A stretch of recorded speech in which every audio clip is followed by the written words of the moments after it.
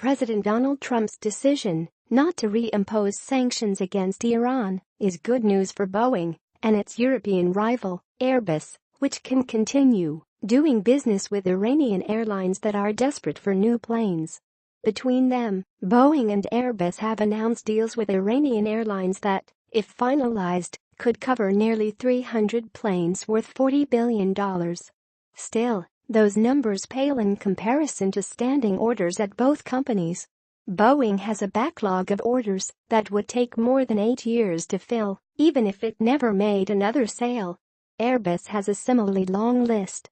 This isn't a make-or-break type of thing for either company, but it is definitely good for both Boeing and Airbus, said Douglas Harnd, a Bernstein analyst who tracks Chicago-based Boeing company.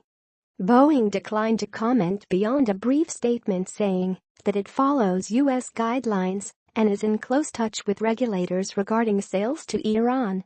Airbus declined to comment. Iran wants to modernize its ancient, accident-prone aviation industry. Years of Western sanctions prevented Iranian airlines from buying new planes from Boeing and Airbus, the duo that dominate the global aircraft manufacturing market. Iran also has had trouble buying spare parts for planes that date to the 1970s. The 2015 agreement negotiated by the Obama administration lifted some sanctions on Iran and cleared the way for aircraft sales. Both Boeing and Airbus need U.S. Treasury Department permission for such sales. In the case of Airbus, which is not a U.S. company, that is because some of its airplane components come from U.S. suppliers. Even without the reimposed sanctions, however, hurdles still remain.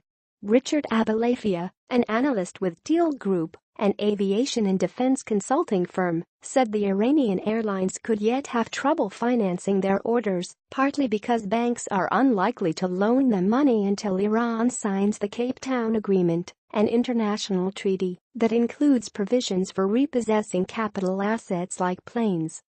And American politics could still play a role, with Trump leaving it to Congress to consider next steps.